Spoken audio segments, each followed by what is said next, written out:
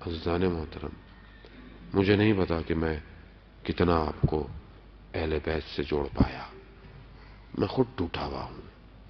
میں خود جب مجلس پڑھتا ہوں تو اپنے شکستہ دل کو کوشش کرتا ہوں کہ ان سے جڑ جائے، اور ایک عنایت ہو کہ شاید کسی ایک مجلس سننے والے کے نفس اور پاک روح کی وجہ سے مجھ پہ بھی ایک عنایت آ جائے۔ کمال یہ ذکر ہمارا کون سا ذکر؟ یہ تو ان کا ذکر ہے کہ جنہوں نے ہمارے دہانوں میں خوشبو معطر کی ہوئی ہے، یہ ان کا ذکر ہے، اور یہ انہی کا غم ہے کہ جس نے میرے وجود کو زندہ رکھا ہوا ہے۔ خدا اگر یہ اہل بیت پر گریہ نہ ہو تو ہم مر جائیں۔ میں مر رہا ہوں عزیزان محترم۔ زندگی اتنی سخت ہو گئی ہے، اتنی سخت اور غافل ہو گئی ہے کہ اگر یہ آنکھوں سے آنسو نہ ٹپکیں تو دل نرم نہیں ہونے والا۔ اور یہ کمال میرا نہیں ہے کہ میں بڑی کوئی تسبیحاں پڑھتا ہوں، بڑے سجدے کرتا ہوں تو یہ آنکھ میں آنسو آتے ہیں۔ یہ اہل بیت کا اپنا کمال ہے کہ انہوں نے میری طرف توجہ کی ہوئی ہے کہ میں جب ان کا ذکر کرتا ہوں تو آنکھیں نم ہو جاتی ہے۔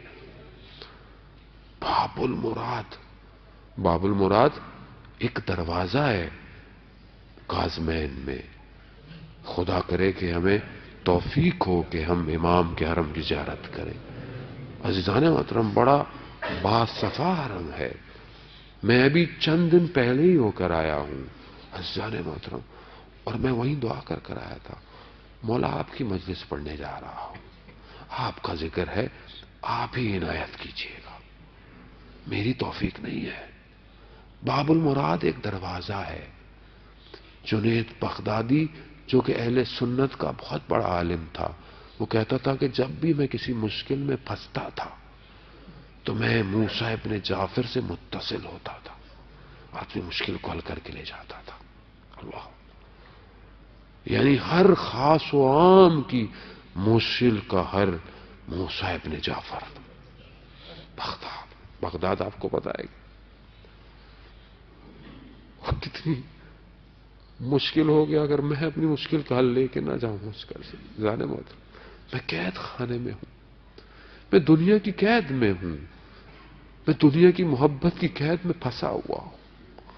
میری روح پھڑپڑا رہی ہے اس پرندے کی طرح جو کہ ایک چھوٹے سے جالے میں بند ہوتا ہے اور پرواز کرنا چاہتا ہے۔ میں بھی دنیا کے اس قید خانے میں پھڑپڑا رہا ہوں۔ یہ امام ہے جو مجھے اس دنیا سے باہر نکالے گا۔ عزیزان محترم، مگر میری توجہ نہیں ہے۔ آئے متصل ہوں امام کی اس بیٹی سے جس کا نام فاطمہ معصومہ کم ہے۔ بیٹیاں والے جو ہے نا، آپ اس کو محسوس کریں، اہل بیت کے درد کو محسوس نہیں کر سکتے۔ میں نے کوشش کی ایک دفعہ، میں پھٹ گیا۔ میں نے ایک لمحے کے لیے ایک باپ کا بیٹی سے جدا ہونا محسوس کیا، میں پھٹ گیا، میں ہار مان گیا۔ میں نے کہا مولا میں برداشت نہیں کر سکتا کہ جس طرح ایک بیٹی روز عاشورہ اپنے باپ سے جدا ہوئی، نہیں برداشت کر، نہیں، آپ بیٹیوں والے ہیں نا، آپ درد کریں، میں نہیں برداشت کر پایا۔ میری بھی بیٹی ہے نا، بار بار کہتی ہے بابا کب آئیں گے، لیکن جس باپ کو یہ پتا ہو کہ اب وہ واپس نہیں آئے گا، اللہ اکبر۔ عزیزان محترم، وہ بیٹی چھوٹی سی بیٹی ہے مدینہ کے اندر، باپ کہاں ہے؟ بغداد میں۔ ایک بھائی ہے امام رضا، جب دیکھا نا کہ گردن پر کالی شال اوڑھ لی ہے، کہا کیا ہوا بھیا؟ کہا بابا نہیں رہے۔ اللہ، عزیزان محترم، چند میرے امام ہیں جو بڑی غربت کے عالم میں گئے ہیں۔ کیونکہ ان کے اطراف میں ان کی اولادیں نہیں تھیں۔ ایک امام موسیٰ ابن جعفر ہے، ایک امام رضا ہے، ایک امام تقی ہے۔ یہ تینوں اس غربت کے عالم میں گئے ہیں کہ اولاد نہیں تھی۔ خوب کسی نے پوچھا اس وقت امام رضا مولا آپ کو کیسے پتا چلا آپ کے والد چلے گئے؟ کہا کہ میں موجود تھا باپ کا، باپ نے میرے دامن میں جان دی ہے۔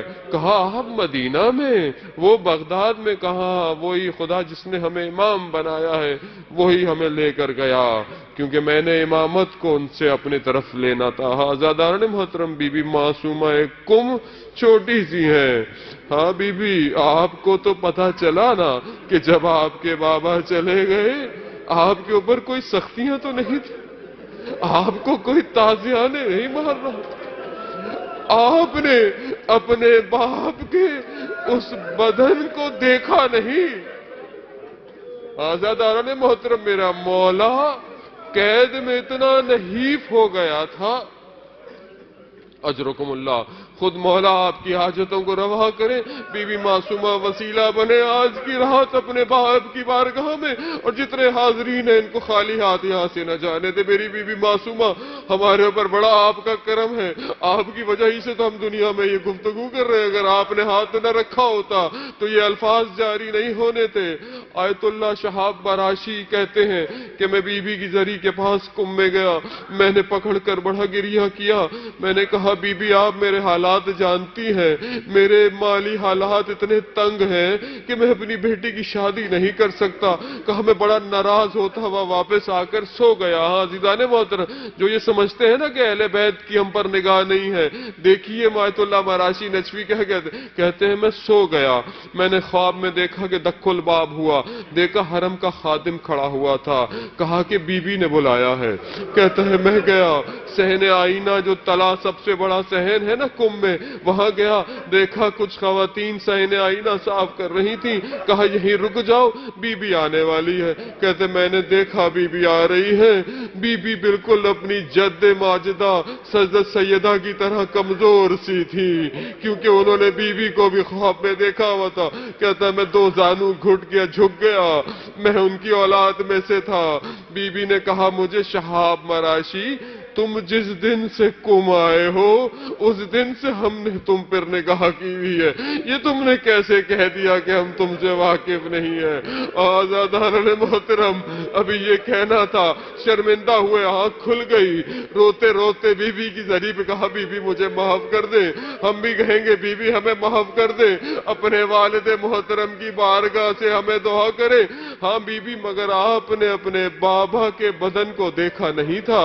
وہ راوی، وہ ایک ماننے والا، جب وہ پہنچا کہ کہاں میرا امام زندان میں ہے، تو کہا دیکھو اس زندان میں ایک سوراخ ہے، بس یہیں تک تمہیں پہنچا سکتے تھے، آگے ہم بھی نہیں۔ اس نے دیکھا، آنکھیں پھاڑ پھاڑ کر جب دیکھا تو امام نظر نہیں آئے۔ کہا امام کہاں ہے؟ کہا دیکھو تمہیں کمرے میں نظر نہیں آ رہا۔ کہا ایک کپڑا ہے جو زمین پہ بچھا ہوا ہے۔ کہا ہاں یہی تو امام ہے، اتنے کمزور، ہاتھوں میں زنجیر، پاؤں میں بیڑیا، ارے 3 دن تک جنازہ بغداد کے پل پر پڑا رہا۔ لوگ جب آئے تو ہر کوئی رک گیا، جانور رک گئے تو پتہ چلا ارے یہ رافضوں کا امام ہے، ارے کس غربت میں امام کو دفنایا گیا۔ آزاداران محترم، میں ہاتھ جوڑ کر آپ سے یہ کہوں گا، میرے مولا نے وہ قید برداشت کی، مگر بغداد کے اس گھر کو چھوڑ دیا کہ جہاں پر اطراف میں گانے اور ناچ کی آوازیں آتی تھی۔ میرے مولا نے وہاں اپنے ماننے والے سے یہی کہا تھا کہ تم مجھے واپس اس زندان میں ڈال دے، میرے لیے وہ ضروری ہے کہ خدا کا گناہ نہیں میں سن رہا۔ اور آج ہم ماننے والوں کو کیا ہو گیا ہے کہ جشن مولا کائنات کا مناتے ہیں، ناچ گانے کرتے ہیں، جشن کہتے ہیں، ارے کس منہ سے وقت کے امام کو منہ دکھائیں گے کہ جشنوں میں آج ہمارے یہاں محفلیں ایسی ہیں کہ جو گناہ ہو رہے ہیں۔ آزاداران محترم، میرا مولا تنہائی خلوت میں چلا گیا، میرے مولا کو غسل کفن دے دیا گیا، مولا کو دفنا دیا گیا، مگر میرا سلام ہو اس بیٹی پر کہ جو روز عاشورہ خاک میں آلودہ ٹکڑے ٹکڑے بدن کو دیکھتی رہی اور کیا کہا، کہا پھپھی جان یہ کون ہے؟ ارے میں قربان جاؤں جس سینے پر میری بیوی سو رہی ہے، اپنے باپ کے بدن کو پہچان نہیں رہی ہے، ارے ایسی حالت میں ہے، ارے وہ مظلوم بدن خاکے کربلا میں یہی وجہ تھی کہ میرے مولا نے اپنی بیٹی کو کہا کہ میرے شیعوں کو یہ پیغام دینا کہ جب بھی ٹھنڈا پانی پیو تو میری پیاس کو یاد رکھنا۔